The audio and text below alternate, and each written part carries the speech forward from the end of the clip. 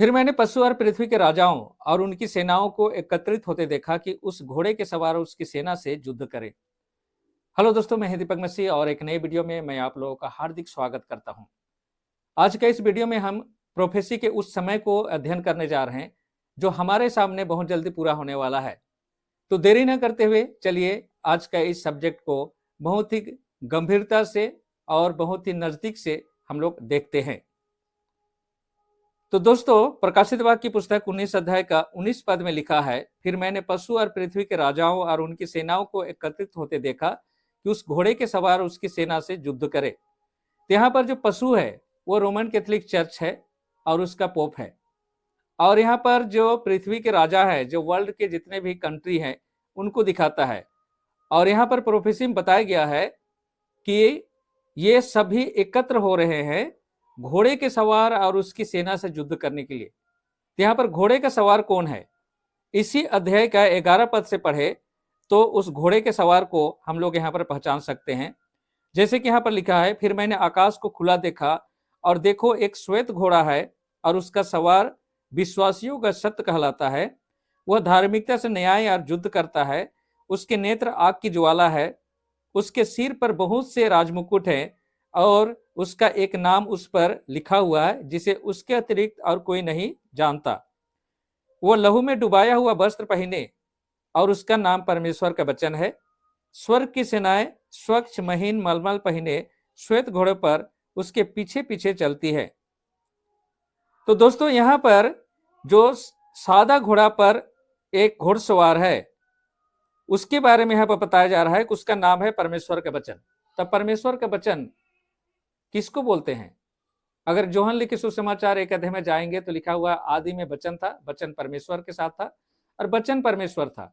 और 14 पद को देखते हैं तो पता चलता है कि वह वचन मनुष्य रूप धारण किया, यानी यहाँ पर जीसू को दिखाया जा रहा है। तो राजाओं का राजा, प्रभुओं का प्रभु, प्रभु जीसू और उनकी सेना के साथ युद्ध करने के लिए शैतान का पार्टनर पोप पूरे वर्ल्ड के कंट्री को एक साथ एकजुट करके तैयारी कर रहा है, एक साथ जमा कर रहा है ताकि ये फाइनल युद्ध लड़ा जा सके और उसमें वह विजय हो सके। दोस्तों, प्रोफेसी बहुत ही क्लियर है और एक एक बातों को प्रोफेसी में यहाँ पर बहुत ही क्लियर रूप से बताया गया है, जैसा कि बाइबल में दिया गया है। अगर प्रकाशित वाक्य की पुस्तक 19 अध्याय के 19 पद और दानियल 11 अध्याय का 45 पद को अगर एक साथ पढ़े तो और भी क्लियर यहाँ पर हो जाता है। जैसा कि यहाँ लिखा है, फिर मैंने पशु और पृथ्वी के राजाओं और उनकी सेनाओं को एकत्रित होते देखा कि उस घोड़े के सवार उसकी सेना से युद्ध करे। और यहाँ पर दानियल 11 अध्याय का 45 में लिखा है, और वह अपने राजसी मंडप के पल्ले समुद्र और शिरोमणि पवित्र पर्वत के बीच खड़े करेगा। तो यहाँ पर बताया गया है कि वह अपना जो युद्ध का जो कैंप या तंबू लगाएगा किनके बीच में? समुद्र और शिरोमणि पवित्र पर्वत के बीच में। तो दोस्तों, पवित्र पर्वत यीशु और उसके राज्य को बोला जाता है, और यहाँ पर जो समुद्र है वो पृथ्वी के मनुष्यों को दिखाता है, और यहाँ पर जो पशु है जो रोमन कैथोलिक चर्च का पोप को दिखाता है, पूरे वर्ल्ड को अपने साथ लेकर अपना युद्ध का तंबू इस पृथ्वी के मनुष्यों और पवित्र पर्वत के बीच में खड़ा करेगा।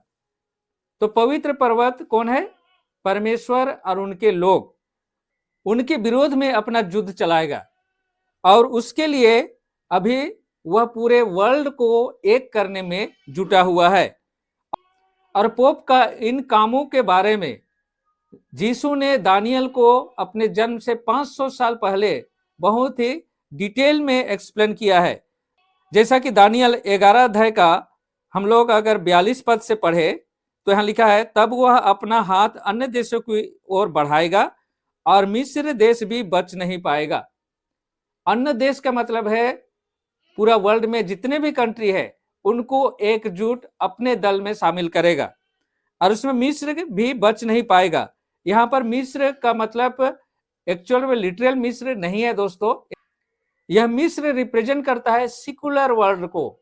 इसका मतलब है कि दूसरे जो कम्युनिटी है उनको भी अपने दल में पोप शामिल करेगा, आगे लिखा है, और वह मिस्र के सोने चांदी के खजानों और सब बहुमूल्य वस्तुओं पर अधिकार कर लेगा, और लीबिया तथा इथियोपिया उनके पद चिन्हों पर चलेंगे। तो यहाँ पर जो वर्ल्ड का जितने भी धन संपत्ति है उस पर किसका कब्जा होगा?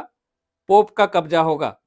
और आगे बताया गया है लीबिया और इथियोपिया, तो अपने समय में लीबिया बहुत ही धनी देश हुआ करता था और इथियोपिया बहुत ही गरीब।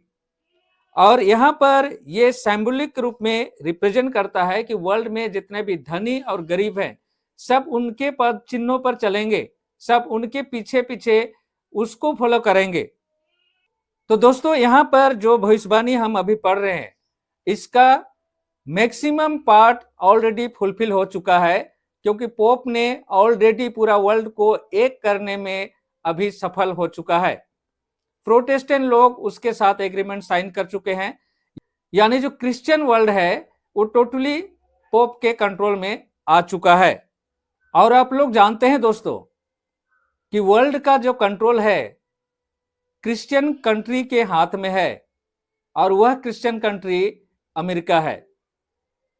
और अमेरिका अब आगे आएगा पोप के सपोर्ट में उसके कामों को अंजाम देने के लिए। जैसा कि प्रकाशित वाक्य की पुस्तक 13 अध्याय का 11-12 पद में उस अमेरिका के बारे में बताया गया है।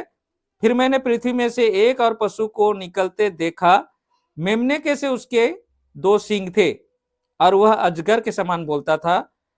उस पहले पशु की उपस्थिति में वह उसके सब अधिकार काम में लाता था। वह पृथ्वी और उसके निवासियों से उस पहले पशु की जिसका प्राण घातक घाव अच्छा हो गया था पूजा करवाता था। तो दोस्तों ये अमेरिका है जो प्रोटेस्टेंट लोगों का कंट्री है। ये पोप के नियमों को पूरा वर्ल्ड में प्रोमोट करेगा और आगे जाकर इसको फोर्सफुली लोगों को मानने पर बाध्य करेगा। और इसके लिए आगे जो होने जा रहा है उसके बारे में इसी 13 अध्याय का 16 और 17 पद में दिया गया है। लिखा है, उसने छोटे बड़े धनी निर्धन स्वतंत्र और दास सबके दाहिने हाथ या माथे पर छाप लगवा दी, और उसने यह प्रबंध किया कि जिसके पास उस पशु का नाम या उसके नाम की संख्या की छाप हो उसको छोड़ कोई व्यक्ति लेन देन ना कर सके। तो दोस्तों वर्ल्ड का जो ऑर्गेनाइजेशन है यूएनओ, उसका वीटो मेंबर कौन है? अमेरिका। और वहां पर यह कानून पास होने जा रहा है और उस कानून को पूरे वर्ल्ड में लागू किया जाएगा। उसके बाद जो फाइनल है दोस्तों, इन लोगों का जो प्लानिंग फाइनल है कि इसके बाद अगर कोई विरोध करता है तो उसका ओनली मतलब पनिशमेंट है डेथ पनिशमेंट। जैसा कि इसी 13 अध्याय का 15 पद में लिखा है, उसे पशु की मूर्ति में प्राण डालने का अधिकार दिया गया, जिससे पशु की वह मूर्ति बोलने लगे, और जितने उस पशु की मूर्ति की पूजा ना करें उन्हें मरवा डाले।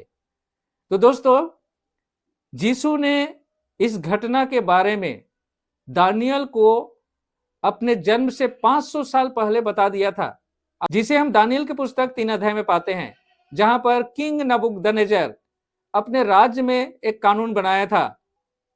राजा नबूकदनेस्सर ने दूरा में एक सोने की मूर्ति स्थापित किया था और अपने राज्य में कानून बनाकर आदेश दिया था कि जब उसको स्थापना किया जाएगा तो प्रत्येक व्यक्ति उस मूर्ति को प्रणाम करेगा। अगर कोई उसको डिनाई करता है तो उसको धधकते आग की भट्टी में फेंका जाएगा। तो दोस्तों जिस तरह से राजा नबूकदनेस्सर ने अपने राज्य में कानून बनाकर फोर्सफुली उसको मानने पर मजबूर किया था, उसी तरह से दोस्तों अंत के समय में स्पिरिचुअल बेबीलोन का नबूकदनेस्सर यानी पोप एक कानून लागू करने जा रहा है, और उस कानून को जो नहीं मानेगा उसको मृत्यु दंड दिया जाएगा। तो दोस्तों बहुत जल्दी एक कानून आने वाला है जिस कानून के तहत पूरा वर्ल्ड को वन अम्ब्रेला के नीचे लाया जाएगा, और उसके बाद दूसरा नियम बनाया जाएगा उनके लिए जो उस कानून को नहीं मानेंगे। इसका मतलब क्लियर है दोस्तों, जो दूसरा स्टेप जो फाइनेंशियल बैरियर का इन लोग लगाने वाले हैं वो आइडेंटिफाई करने के लिए है उनको जो सचमुच में परमेश्वर के विश्वासी हैं, उन्हें पहचानने के लिए है, क्योंकि वही लोग होंगे जो मरने के लिए तैयार हो जाएंगे उन 3 हिब्रू बॉय की तरह। और जब पहचान होगा तो जिस तरह से उन 3 हिब्रू बॉय को अग्नि में डाला गया था उसी तरह से उन्हें मौत की सजा सुनाई जाएगी। और उसी के बारे में प्रकाशित वाक्य पुस्तक 13 अध्याय का 15 पद में दिया गया है। तो दोस्तों, बहुत ही जल्दी यह भयानक परिस्थिति आपके आंखों के सामने पूरा होने जा रहा है और उसके लिए आप अपनी तैयारी क्या किए हैं आप अभी अपने को जांच कर देख लीजिए।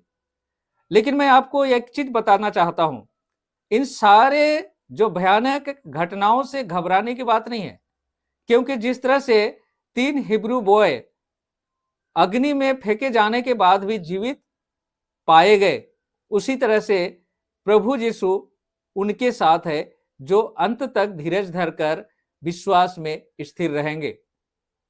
तो आज के वीडियो में यहीं पर समाप्त करता हूं। अगले वीडियो में हम लोग देखेंगे नेक्स्ट क्या घटने वाला है उसके बारे में। तब तक परमेश्वर के आशीषों का आनंद उठाइए। परमेश्वर आप लोगों के साथ हो। आमीन।